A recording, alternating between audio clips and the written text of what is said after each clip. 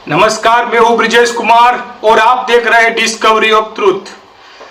प्रिय दर्शकों, आज इस वीडियो में मैं आपको जो बातें बताऊंगा, जो सत्य दिखाऊंगा, वो देखकर आपके होश उड़ जाएंगे। हम बार बार कह रहे हैं कि संत आसाराम जी बापू पर एक भयंकर षड्यंत्र हो रहा है। षड्यंत्र के तहत उनको जेल में डाला गया है। आज वो बीमार है, तो वो बहुत ज्यादा बीमार हो, वो ठीक ना हो, उसके लिए भी एक पूरा तंत्र इसके पीछे लगा हुआ है। बापू को मेडिकल के आधार पर अभी तक उनकी लीगल टीम या मैनेजमेंट उनको बेल या पैरोल नहीं दिला पाया है, लेकिन संत आसाराम जी बापू का जेल में भी ठीक से अभी जो प्रॉपर ढंग से इलाज होना चाहिए वह भी नहीं हो रहा है। आप इस वीडियो को अंत तक जरूर देखें और शांति से बिना स्किप किए इस वीडियो को देखें।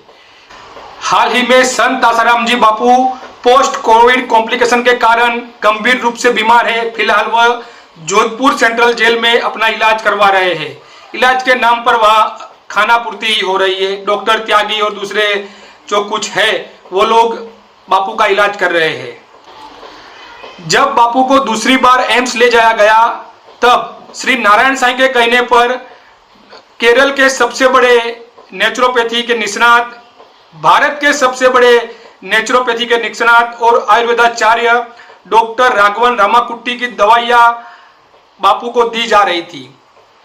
बापू को सिर्फ 3 दिन डॉक्टर राघवन की दवा दी गई और इस 3 दिनों में कहा जाता है कि बापू को काफी अच्छा बेनिफिट हुआ था। बापू के स्वास्थ्य में इस दवा से, यानी कि डॉक्टर राघवन की दवा से काफी सुधार हो रहा था। फिर भी न जाने क्यों 3 दिन के बाद डॉक्टर राघवन की दवाइयों को बंद कर दिया गया। और दवाई बंद करने के लिए जब किसी ने नीता वैद्य जी से, जो बापू के जो मुख्य प्रमुख वैद्यों में से एक है नीता वैद्य, सब लोग उनको जानते हैं, उन्होंने लीगल भी संभाला था। वैसे है तो वैद्य, लेकिन लीगल की सेवा की थी और बापू को उनके ही कार्यकाल में बापू को आजीवन कारावास की सजा भी हुई थी। नीता बहन और अर्जुन भाई के, उन दोनों ने ही जोधपुर लीगल संभाला था और बापू को आजीवन कारावास हुई थी। और इन दोनों ने आज तक बापू को एक दिन की भी बेल या पैरोल नहीं दिलाई है। ये बिल्कुल ही निष्फल रहे हैं। और आज जब बापू का स्वास्थ्य इतना बिगड़ गया है, कोई दवा असर नहीं कर रही है, एलोपैथी की इतनी बुरी असर बापू पर हुई है, और ऐसे में जब किसी वैद्य की दवा, किसी आयुर्वेद दवा बापू को असर कर रही है, बापू को लाभ पहुंचा रही है, तो इस नीताबेन ने डॉक्टर राघवन पर एक बहुत बड़ा आरोप लगा दिया। और नीताबेन का कहना था कि डॉक्टर राघवन की दवाइयों में स्टीरॉइड है, और स्टीरॉइड का बहाना बनाकर, स्टीरॉइड का आरोप लगाकर बापू को, जो दवा बापू को लाभ पहुंचा रही थी, ऐसी दवा बापू के वो बंद कर दी गई। ऐसी दवाओं से बापू को वंचित रखा गया। डॉक्टर राघवन बापू के प्रति काफी सद्भाव रखते हैं। डॉक्टर राघवन ही थे जो बापू के प्रति, उनको, उनके हृदय में जो भाव था, इसीलिए वो बापू को मिलने आए थे। वो बापू को जोधपुर सेंट्रल जेल में भी मिलके गए हैं, और जब उन्होंने बापू की स्थिति देखी थी तो उनके आंख में आंसू आ गए थे। तो ऐसे सज्जन व्यक्ति पर दवाइयों में स्टीरॉइड मिलाकर बापू को देना, ऐसा गंभीर आरोप लगाना, यह सच में बहुत ही शर्मनाक है और निंदनीय है। जिसने भी यह काम किया है उनको शर्म आनी चाहिए, क्योंकि कोई जो साधक नहीं है, ऐसी व्यक्ति हमारे बापू के प्रति इतनी श्रद्धा, इतना भक्तिभाव रखती है, तो जो अपने को साधक कहते हैं, जो माला लेके घूमते हैं, ऐसे लोग क्यों बापू के साथ ऐसा कृत्य कर रहे हैं? क्यों बस बापू को ही, यदि हम देखें तो ऐसे लोग बापू को ही सच्चाई से भ्रमित कर रहे हैं। आज हम इस वीडियो में आपको डॉक्टर राघवन की दवाइयों में स्टीरॉइड वाली सारी हकीकतें बताएंगे। क्या सच में डॉक्टर राघवन की दवाई में स्टीरॉइड है? जब हमने आश्रम के कुछ जवाबदार व्यक्तियों से प्रश्न किया कि आप लोग कैसे कह सकते हैं कि डॉक्टर राघवन की दवाइयों में स्टीरॉइड है, तो उन्होंने हमको एक रिपोर्ट दिया है। यह रिपोर्ट आज हम आपके सामने पेश कर रहे हैं। कहा जाता है कि यह रिपोर्ट नीताबेन वैद्य ने अहमदाबाद की एक लेबोरेटरी से करवाया है। इस रिपोर्ट में क्या है यह हम आपको बताएंगे। इस रिपोर्ट में लिखा गया है कि डॉक्टर राघवन की जो दवाई है उसमें मिथाइल प्रिडनिसोलोन नाम का एक तत्व पाया गया है। नाम सुनिएगा, मिथाइल प्रिडनिसोलोन। इसको स्टीरॉयड भी कहा जाता है, वो है 3.074%। यदि ये सच में है तो ये सच में एक गंभीर मैटर है, गंभीर बाबत है। ऐसी दवाई बापू को नहीं देनी चाहिए। लेकिन क्या ये लेबोरेटरी की रिपोर्ट सही है? क्या ये लेबोरेटरी के पास ऐसे स्टीरॉयड जांच करने का लाइसेंस है? पहले तो ये देखना पड़ेगा। इस वीडियो में हम आपको हर एक बात बताएंगे, इस सारी सच्चाई को आपके सामने रखेंगे। ये क्या है मिथाइलप्रिडनिसोलोन? इसको जानने के लिए हम डॉक्टर प्रशांत जी का ये ऑडियो सुनेंगे। मैं सभी से एक रिक्वेस्ट करूंगा कि आपको ये ऑडियो ध्यान से सुनना है। ये जो रिपोर्ट है ये बिल्कुल सत्य है। आप आश्रम में जाकर इसकी सत्यता जांच सकते हैं। ये हमारी बनाई हुई रिपोर्ट नहीं है, ये रिपोर्ट आश्रम से हमें प्राप्त हुई है। आश्रम के जवाबदार व्यक्ति ने हमें दी है। हम उस व्यक्ति का आपके सामने नाम भी बताएंगे वीडियो के अंत में कि हमें किसने ये रिपोर्ट दी है। डॉक्टर प्रशांत जी एक बड़े ही निष्णात डॉक्टर है, मेडिकल डॉक्टर है। आप स्क्रीन पर उनकी सारी डिग्रियां पढ़ सकते हैं और उनका इस बारे में उनका जो रिव्यू है, उनका जो मत है वो बहुत ही महत्वपूर्ण है। इसलिए आपको डॉक्टर प्रशांत की एक ऑडियो ध्यान से सुननी चाहिए। यदि आपने इस ऑडियो को सोशल मीडिया में सुना भी है तो भी मैं आपसे विनती करूंगा कि आप फिर से इस ऑडियो को एक बार ध्यान से देखें, सुने। बापूजी के केस में जो राघवन जी के थ्रू जो दवाई गई थी, तो बहुत लोगों का ये कहना था कि राघवन जी की जो दवाई इतनी जल्दी जो इफ़ेक्ट कर रही है तो उसमें कुछ ऐसे केमिकल हो सकते हैं जो कि केमिकल बेस्ड हैं, मतलब जो कि एलोपैथी के केमिकल हैं, तब इसी वजह से वो जल्दी रिस्पॉन्ड कर रही हैं।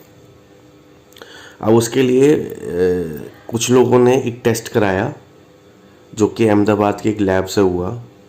उसमें मिथाइलप्रिडनिसोलोन जो है वो कुछ परसेंटेज आया जो कि नॉर्मल लिमिट से बहुत ज़्यादा है, ठीक है। फिर उसी के काउंटर करके किसी ने उसी सैंपल के टेस्ट कराए और उस सैंपल के टेस्ट के बाद पता चला कि वो सब चीज़ें नहीं हैं। अब मैं लैब के ऊपर नहीं जाता, मैं लैब की सिस्टम पे नहीं जाता, बट मैं आपको एक पहलू क्लियर करता हूँ कि जो अहमदाबाद के लैब में जो टेस्ट हुआ है, अगर उसको समझें तो जिसने टेस्ट किया है या जिसने टेस्ट करवाया है उसको पहले से ही पता था कि उसमें मिथाइलप्रिडनिसोलोन है। मतलब ऐसा क्यों, मैं आपको बताता हूँ।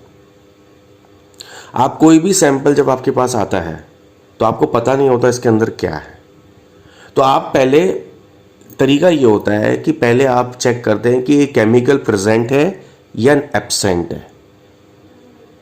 आप वो नहीं देखते कि पहले कि उसका परसेंटेज कितना है। तो इनकी रिपोर्ट में ऐसा कुछ भी नहीं है कि भाई आपने पेन किलर को भी तो चेक करोगे, आप और स्टेरॉइड्स को भी तो चेक करोगे। आपने वो कोई भी स्टेरॉइड चेक करके उसकी नेगेटिव की रिपोर्ट नहीं दी। आपने सीधा बस ये लिख दिया कि मिथाइलप्रिडनिसोलोन में इतना परसेंटेज था। क्योंकि लैब में जब चेकिंग होती है किसी केमिकल की तो उसमें क्रम वाइज सारी चीज़ें होती हैं। पहले आपका टेस्ट होता है कि ये नेगेटिव है पॉजिटिव है, क्योंकि जिसने भी टेस्ट कराया है उसको टेस्ट करने से पहले ही पता था कि इसमें मिथाइलप्रिडनिसोलोन है और कुछ है ही नहीं। तो कायदे से जो रिपोर्ट होती है वो रिपोर्ट में पहले ये बताना होता है कि क्या क्या केमिकल्स हैं और उन केमिकलों में कौन सा केमिकल कितना मात्रा में है, जो कि इनकी रिपोर्ट में कहीं पे भी नहीं था।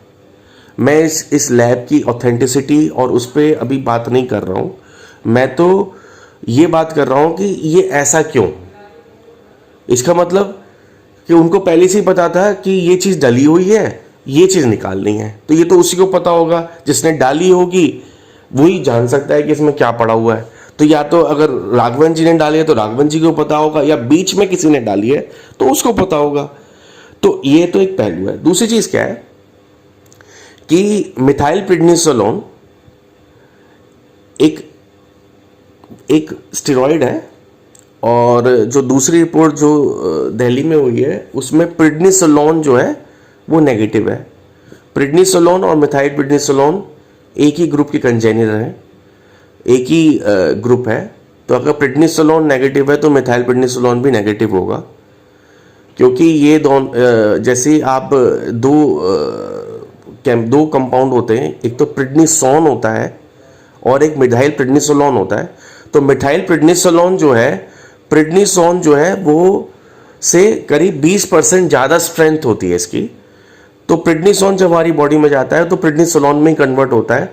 हम डायरेक्टली मिथाइल प्रेडनिसोलोन फॉर्म में दे रहे हैं ताकि उसकी एफिकेसी ज़्यादा हो। तो इसमें यही होता है कि 20% उसकी एफिकेसी ज़्यादा होती है। तो अभी ये क्लियर है कि स्टेरॉइड्स इसमें नहीं है, क्योंकि वो रिपोर्ट पूरी प्रॉपरली प्रेडनिसोलोन नहीं है उसमें। तो मेरे को एक चीज़ बस कहनी थी कि ये जो रिपोर्ट है जो अहमदाबाद की है, मेरे को तो ये बिल्कुल ही डाउटफुल लग रही है। डाउटफुल इन द सेंस कि इसमें कहीं पे भी ये क्लियरिटी नहीं है कि भैया आपने ना तो पेन किलर चेक किए, क्योंकि अगर किसी को कंफर्टेबल महसूस हो रहा है या किसी को अच्छा महसूस हो रहा है तो वो तो पेन किलर से भी महसूस हो सकता है। लेकिन आपने पेन किलर नहीं चेक किए, आपने केवल चेक किया स्टेरॉइड। तो स्टेरॉइड चेक कैसे कर दिया कि आपको इसका मतलब पहले से ही पता था कि इसमें जो स्टेरॉइड पड़ा होगा वो बीटामिथोसोन नहीं होगा, वो डेक्सामिथोसोन नहीं होगा, वो केवल मिथाइल प्रेडनिसोलोन होगा। और आपको एक चीज़ जान के हैरानी होगी, मैंने सारी लैब से टेस्ट कर लिया है, मिथाइल प्रेडनिसोलोन को टेस्ट नहीं करता कोई भी। कोई हमेशा हर बंदा प्रेडनिसोलोन टेस्ट करता है, मिथाइल प्रेडनिसोलोन नहीं टेस्ट करते वो लोग, प्रेडनिसोलोन टेस्ट करते हैं। प्रेडनिसोलोन टेस्ट करके आपके सारे प्रेडनिसोलोन से रिलेटेड जितने भी सॉल्ट्स हैं वो सब आ जाते हैं। तो मुझे ये लगता है कि ये फोटोशॉप की गई है, और जिसने की गई है वो जो आदमी है, वो जो भी बंदा है, उसको ज्ञान ही नहीं था कि रिपोर्ट कैसे बनाई जाती है। उसने सोचा मैंने इसमें मिथाइल प्रेडनिसोलोन मिलाया है, उसको एक्चुअली स्टेरॉइड का भी ज्ञान नहीं था, स्टेरॉइड होते कितने तरीके के हैं। उसने क्या किया, मिथाइल प्रेडनिसोलोन मिला के, और या तो उसने कोई स्ट्रिप देखी होगी, उसे पता ही नहीं है ज्ञान के बारे में कि एलोपैथी में कौन कौन से स्टेरॉइड्स होते हैं, तो उसने वो स्टेरॉइड का नाम लिख दिया, परसेंटेज लिख दी, बस उन्होंने ये काम किया है, जो कि मुझे लगता है सस्पिशियस सा लगता है रिपोर्ट को देखते हुए। धन्यवाद। तो दोस्तों, आपने डॉक्टर प्रशांत जी का ये ऑडियो सुना होगा। डॉक्टर प्रशांत जी साफ कह रहे हैं कि मिथाइल प्रेडनिसोलोन का मुख्य टेस्ट नहीं हो सकता है। उन्होंने जो भी टेक्निकल बातें बताई वो आप समझ गए, मैं इसको यहां दोहराना नहीं चाहूंगा। अब मैं जहां पर जिस लेबोरेटरी में ये टेस्ट हुआ है उस लेबोरेटरी का नाम है परिसील लेबोरेटरी। ये अहमदाबाद की एक लेबोरेटरी है। अक्सर इस डॉक्यूमेंट जब इन्होंने सोशल मीडिया पर इंटरनल आश्रम में जब वायरल किया तो इंटेंशनली इस डॉक्यूमेंट पर, ये जो डॉक्यूमेंट है उस पर कहीं पर भी मेन जो उसमें कहीं पर भी परिसील लेबोरेटरी का नाम नहीं लिखा है, क्योंकि शायद इनको डर था कि कहीं ये लोग उस लेबोरेटरी में ना पहुंच जाए। लेकिन हमारी टीम ने इस लेबोरेटरी को खोज निकाला। अक्सर जो कहते हैं ना कि नकल करने में अक्ल चाहिए, लेकिन यहां पर चूक हो गई है नकल करने वालों से। इस डॉक्यूमेंट के जो 5वां पॉइंट है टर्म्स एंड कंडीशन का, उसमें परिसील लेबोरेटरी ऐसा नाम लिखा हुआ है, और अहमदाबाद में ऐसी लेबोरेटरी को ढूंढना हमारे लिए मुश्किल नहीं था। और ऊपर government Gujarat licence number GTL/73/33 इस नंबर से भी हमें उनका एड्रेस मिल गया, और हमारे प्रतिनिधि ने रूबरू जाकर इनसे मिले और वहां पर जांच की। तो देखिए इस लेबोरेटरी, जब हम वहां पर गए थे तो लेबोरेटरी ने स्टेरॉइड की जांच के लिए हमें मना कर दिया था। हम एक दूसरा फर्जी सैंपल लेके गए थे आयुर्वेद की दवाइयों का, और हमने उनको कहा कि हमारे इस सैंपल को आप जांच कर दीजिए, क्या उसमें स्टेरॉइड है या नहीं है। तो सुनिए लेबोरेटरी ने हमें क्या जवाब दिया था। ये वही लेबोरेटरी है जहां पर नीता वैद्य जी ने या आश्रम के किसी प्रतिनिधि ने डॉक्टर राघवन की दवाई की जांच करवाई थी, और उनको मिथाइल प्रेडनिसोलोन उस दवाई में से मिला था। देखिए वीडियो को अंत तक बहुत ही ध्यान से देखिएगा। हम आपको एक एक पॉइंट आज आपके सामने खोलने वाले, कैसे ये लोग बापू के स्वार्थ के साथ चेड़ा कर रहे हैं। हमारा किसी के स्वार्थ, राग और द्वेष नहीं है। हम जो दिखा रहे हैं वो सत्य के बेस पर दिखा रहे हैं और डंके की चोट पर दिखा रहे हैं। हमें किसी को बदनाम नहीं करना है, हमें किसी को प्रसिद्ध भी नहीं करना है।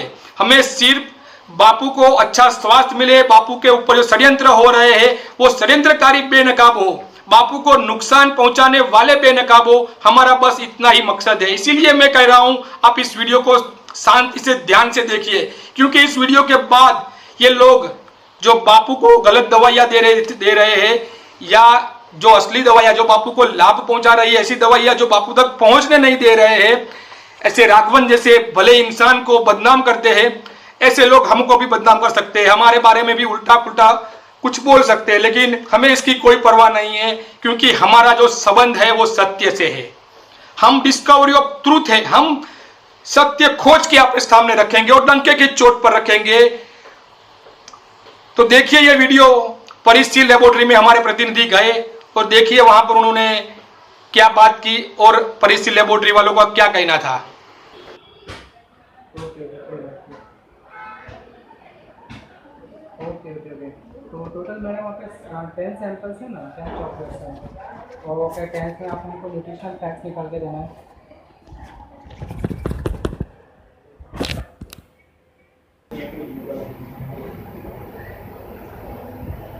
એટલે તમે લેટર પેડ પર બી નહીં આલો रिटेल में एक्सपाइटेड कहीं नहीं, मेल कस्टमर ओनली फॉर जब मैं તમને मतलब વાત કરી તો પ્રમાણે કહી દઈશ કે હા સર मतलब તમારો કે સર તમારો સેમ્પલ હતો મારી સ્ટોક છે કે નહીં, બસ છે તો એ તમે અમને નહીં આપતા કે કોઈ ડોક્ટર કે કોઈને આપશો એવું ના કોઈને કે નહીં સર, અમે આપતા જ નથી સ્ટોક સ્ટીરોઇડનો રિપોર્ટ આપતા જ નથી ના, એટલે લાયસન્સ નથી એટલે હે ને લાયસન્સ નથી એટલે આયુર્વેદિકનો કે સોરી એ આયુર્વેદિકનું લાયસન્સ નથી ને તમારી જોડે મારી જોડે આવેલું છે।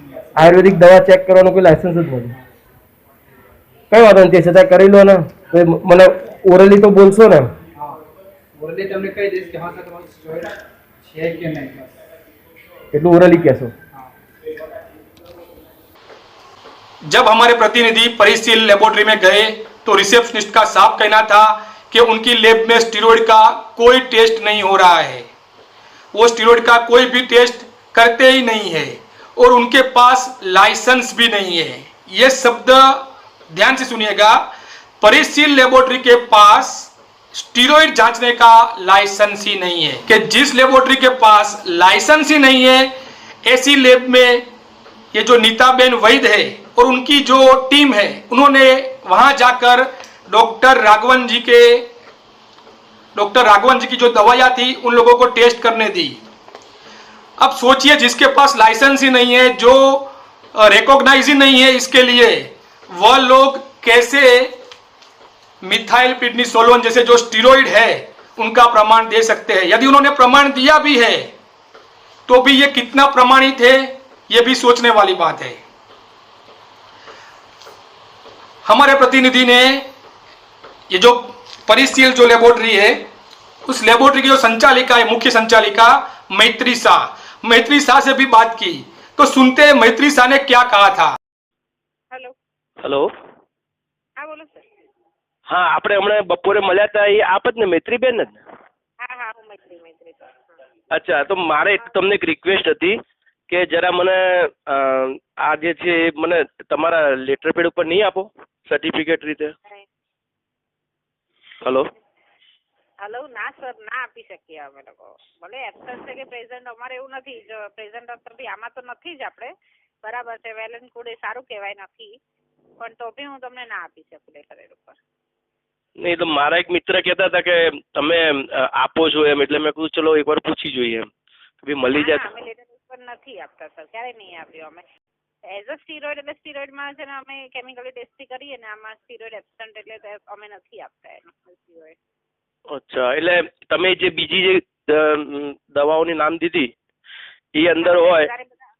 હા હવે એ છે ને ભાઈ એક્સપોઝરી મેથડ, આ છે ને આમ પ્રોપર મેથડ છે ને, આ ઓફિશિયલ જ મેથડ છે જે સ્ટીરોઇડની છે ને, અમે આ લોકો કેમિકલી મેથડથી કર્યું રહે છે, જેમાં તમને એબસન્ટ કીધું, ઓફિશિયલ જ મેથડ છે, પણ એમાં બહુ જ હાયર સાઈડ પકડાતું હોય, બરાબર છે, તો બધા એવું કે ના મને તો કોઈકને એવું હોય કે અમારે ડેક્ઝા કદાચ છે તો ડેક્ઝા જોડે કમ્પેર કરું તો અમે કમ્પેર કરીએ, પણ રિઝલ્ટ તો ના જ આપે, ખાલી કહી શકીએ બરાબર કે આ કદાચ આની અંદર હોઈ શકે, પણ વધારે એક બે કન્ટેન્ટ ડેક્ઝા છે, મિથાઇલ પ્રેડનિસોલોન છે, એવી બધી સ્ટીરોઇડ અલગ અલગ હોય ટાઈપ ડ્રગના, નહીં તો એ જે તમે જે નામ દીધા એ અગર હા. પકડાય તો એનું તમે સર્ટિફિકેટ ઉપર આપી શકો છો?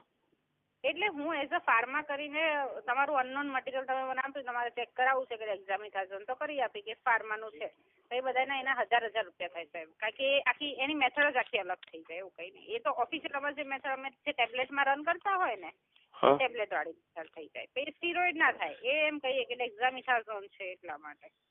અચ્છા, એટલું લખીને આપો, બાકી સ્ટીરોઇડનું તમે ના લખીને આપી શકો એમ ને? સ્ટીરોઇડનો ના જ લખી શકીએ અમે. અચ્છા, સ્ટીરોઇડ રિલેટિવ કોઈ બી દવા હોય તો બી તમે ના લખીને આપી શકો એમ ને? ના આપી શકીએ સર.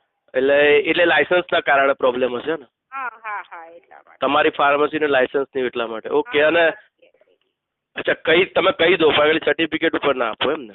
હા ના આપીએ. આ અત્યારે એપ્સન કીધું બરાબર, હજી કદાચ મને આમાં હોત કદાચ મે બી બરાબર તો હું તમને કહે કે આમાં આશરે 5-7% જેવું સ્ટીરોઇડ છે તો તમારે લેવાય ના લેવાય એટલું આપણે ખાલી તો બરાબર આપણે શું કહેવાય તો આપણને દવા ટેસ્ટિંગ કરાવે છે તો શરીર માટે આપણે કહી દઈએ કે ભાઈ આવી રીતે છે એમ.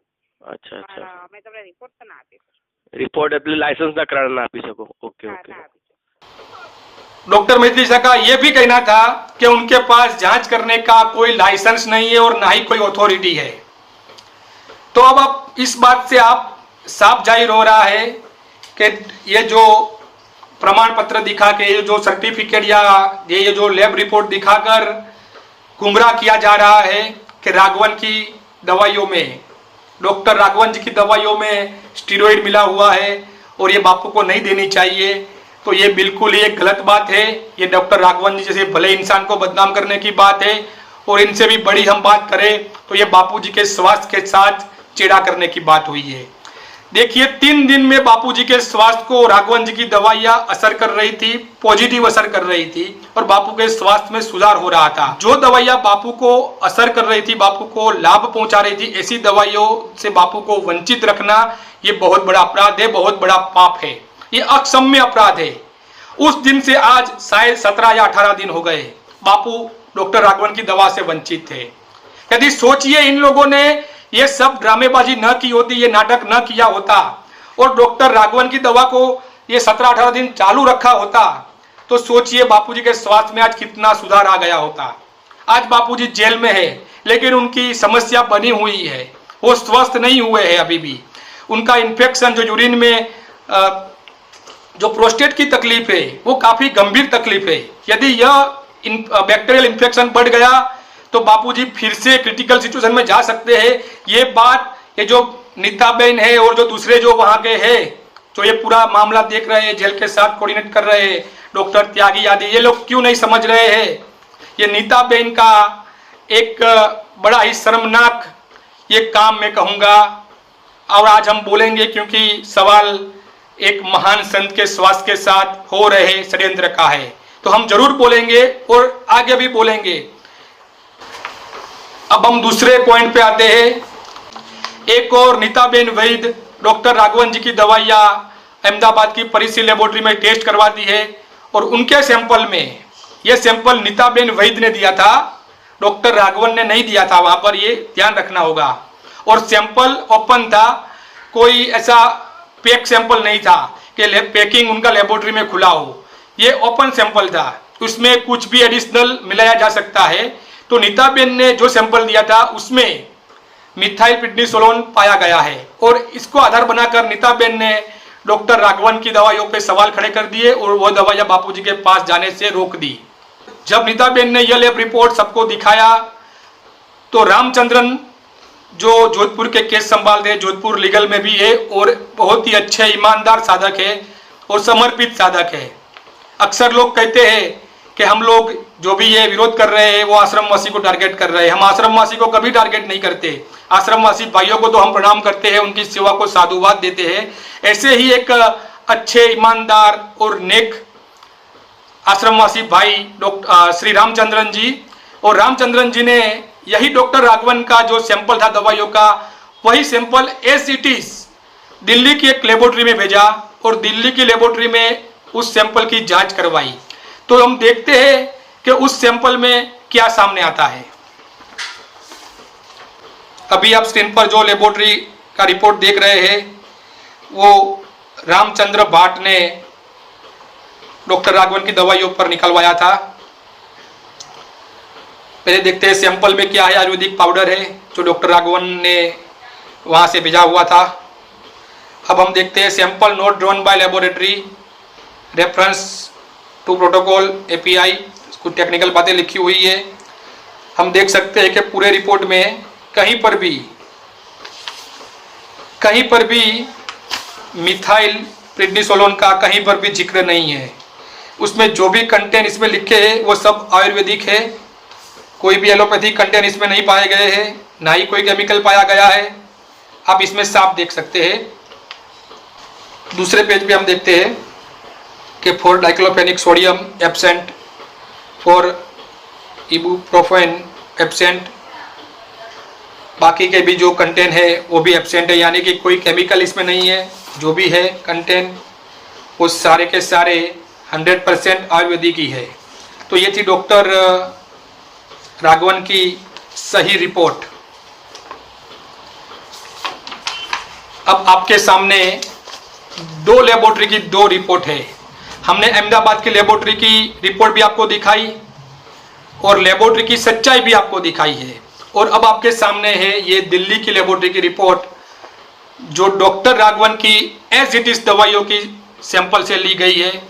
तो अब आपको तय करना है कौन सी रिपोर्ट सही है या कौन सी रिपोर्ट गलत है। तो इस मेडिकल रिपोर्ट से भी साफ जाहिर है कि डॉक्टर राघवन की दवाइयाँ निर्दोष है, 100% आयुर्वेदिक है, 100% जेन्युइन है। हमें डॉक्टर राघवन जैसे भले इंसान पर संदेह तनिक भी नहीं करना चाहिए, क्योंकि ये इतने ही जेन्युइन पर्सन है। इनको ना ही किसी नाम की पड़ी है, ना ही प्रसिद्धि की पड़ी है, और ना ही ये पैसे के लिए ये काम कर रहे हैं। वास्तव में डॉक्टर राघवन ये दवाइयाँ फ्लाइट के द्वारा निःशुल्क बापू के लिए भेज रहे हैं। 1 रुपया भी नहीं ले रहे हैं। उनको 1 रुपया भी बापू से नहीं चाहिए। उनको बापू का अच्छा स्वास्थ्य चाहिए, क्योंकि डॉक्टर राघवन बापू की महिमा जानते हैं। बापू ने समाज के लिए जो बलिदान दिया है, जो बापू ने जो समाज के लिए कार्य किया है, संस्कृति के लिए जो कार्य किया है, उसकी डॉक्टर राघवन कदर करते हैं, उसकी महिमा राघवन जानते हैं। इसीलिए ही डॉक्टर राघवन एक अच्छी भावना से बापूजी के स्वास्थ्य में सुधार लाना चाहते हैं। लेकिन हमारे ही कुछ लोग डॉक्टर राघवन जैसे भले इंसान की दवाइयाँ बापू को ना मिले इसलिए साजिश करते हैं। ये कितनी शर्मनाक बात है। हमें गुस्सा आता है ऐसे लोगों पर। मैं नीताबेन वैद को चैलेंज करता हूँ। नीताबेन वैद, आपने जो किया है वो काफी शर्मनाक है। आपको सभी साधकों को इसके लिए जवाब देना पड़ेगा। आश्रम मैनेजमेंट को भी इसके लिए जवाब देना पड़ेगा, क्योंकि यह जो कृत्य हुआ है वो अक्षम्य है। ये महापाप तो है ही, लेकिन ये अपराध की श्रेणी में आता है, क्योंकि आपने एक निर्दोष व्यक्ति को बदनाम किया और बापू जैसे महान संत के स्वास्थ्य के साथ चेड़ा किया है। मैं नीताबेन वैद को भी हमारे चैनल पर आमंत्रित करता हूं, आप भी आइए। यदि हमारी कुछ बात से आपको आपत्ति हुई है या हम कहीं गलत है तो आप अपनी बात रखिए। आप वीडियो भी भेजेंगे तो भी हम उस वीडियो को एडिट किए बिना एज इट इज दिखाएंगे, ये मैं आपको वचन देता हूं। लेकिन आपको भी हमारे प्रश्नों का जवाब देना पड़ेगा। आप हमारे प्रश्नों से भाग नहीं सकती है। बापू आपके अकेले के नहीं है, बापू आपके अकेले की प्रॉपर्टी नहीं है।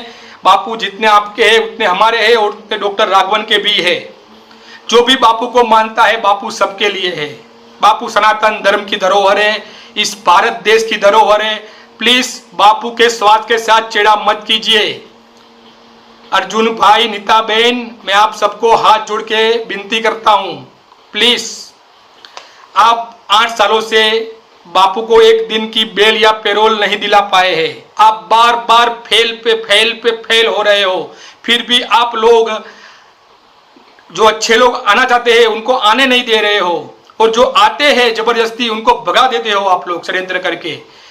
रामचंद्र जैसे जो भले व्यक्ति, एक समर्पित, एक ईमानदार आश्रमवासी जो बापू को बाहर निकालना चाहते हैं, तो उनके साथ भी कितने कितने षड्यंत्र हो रहे हैं ये भी हमें मालूम है। भी हम रामचंद्र जी जो आश्रमवासी है उनका हम धन्यवाद देना चाहेंगे, क्योंकि उन्होंने ये सारी सच्चाई हमको बताई है और हमारे सामने रखी है। इसलिए रामचंद्र जी का हम दिल से धन्यवाद अदा करते हैं, दिल से उनको धन्यवाद देते हैं। सभी आश्रमवासी भाइयों को अब बापू के लिए ऐसे ही आगे आना पड़ेगा। आप चुप रहेंगे तो बातें नहीं बनेगी। आप किस लिए आश्रम में हो? गुरु के लिए हो या इस तथाकथित जैसे लोगों के लिए हो? अरे हो के क्या हो जाएगा? बापू आसाराम जी के बेटे शिष्य है, बेटे है, तो क्यों किसी से डरना? हम तो सत्ता से टकराने के लिए तैयार बैठे हैं और आप लोग ये चंद ये 2-3 लोग हैं उनसे डर के बैठे हो।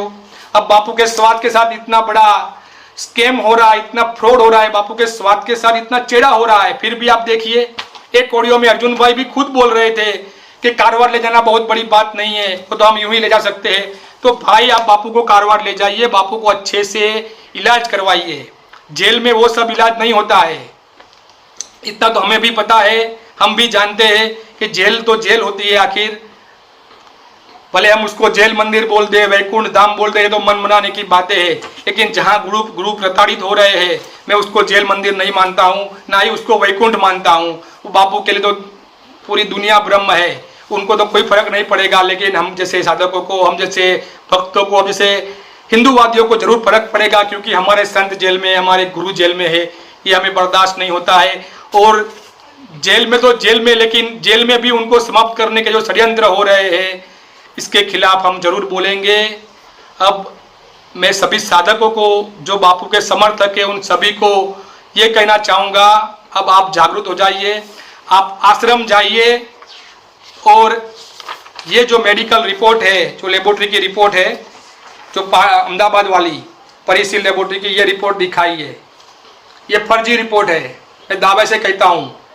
और दूसरी बात ये भी हो सकती है कि जब परिसील लेबोरेटरी में जो सैंपल भेजा गया होगा नीताबेन वैद के द्वारा या उनके किसी चमचे चमचियों के द्वारा या उनके समर्थकों के द्वारा, तो उस सैंपल में ही मिथाइल प्रेडनिसोलोन को मिलाकर उस लेबोरेटरी में भेजा गया होगा, ऐसा हो सकता है।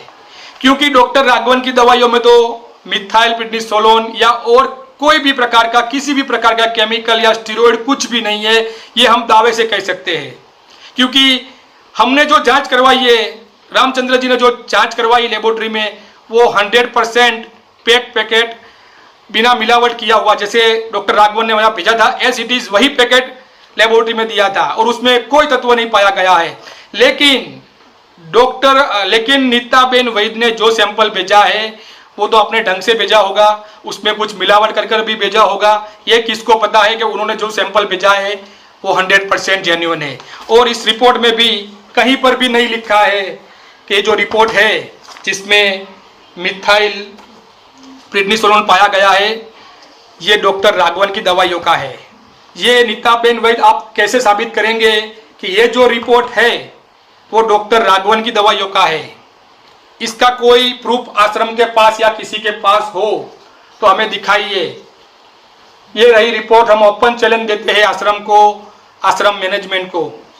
देखिए आश्रम हमारे लिए पूजनीय स्थल है, वो गुरुदेव के पवित्र तीर्थ धाम है, हम उनको वंदन करते हैं। लेकिन जब हम सब बात करते हैं आश्रम, तो वो आश्रम के मैनेजमेंट पर हम सवाल उठा रहे हैं, जो इस फर्जी रिपोर्ट को सच्चा मानकर अब चुप बैठ गए हैं। मैं सभी से कहूँगा आप चुप मत बैठिए, इस षड्यंत्र को, इस फर्जीवाड़े को आप पहचानिए। आप नीताबेन आप बताइए मुझे, आप कैसे साबित करेंगे कि ये रिपोर्ट डॉक्टर राघवन जी की है? यहाँ कुछ ऐसा उल्लेख भी नहीं है। हो सकता है कि आपने किसी की रिपोर्ट भी डॉक्टर राघवन के नाम पर दिखा दी गई हो, ये भी हो सकता है। आपने सैंपल में कुछ ऐसा मिथाइल प्रेडनिसोलोन जैसा कुछ तत्व मिलाकर आपने सैंपल जांच के लिए दिया हो, यह भी हो सकता है। उस लेबोरेटरी में जहाँ पर आपने नीताबेन, जिस लेबोरेटरी में आपने ये सैंपल टेस्ट करवाया है, वो लेबोरेटरी इसके लिए प्रमाणित ही नहीं है, उसके पास लाइसेंस ही नहीं है स्टेरॉइड चेक करने का। वह खुद यह बात वो लोग बोल रहे हैं, तो आपने कैसे स्टेरॉइड की जांच वहाँ करवाई? और ये सब आप, और इसी आधार पर आपने बापू की दवाइयों को बंद करवाया है। नीताबेन, ये बापू ने, ये आपने काफी गंभीर अपराध किया है। हम फिर से आश्रम मैनेजमेंट को और जो बापू की लीगल टीम है उनसे विनती करते हैं कि आप जल्द से जल्द डॉक्टर राघवन जी की जो दवाइयाँ है वो बापू को दी जाए।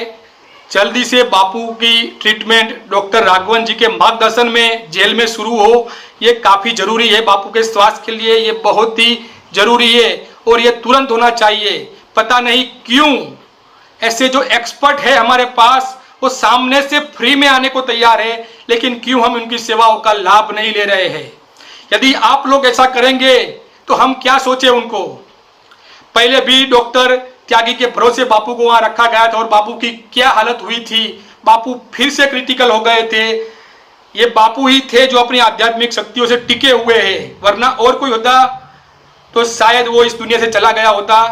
लेकिन ये बापू थे, ये काल के महाकाल है, इसलिए वो बच जाते हैं बार बार और मौत के मुख से वापस आते हैं हमारे बीच।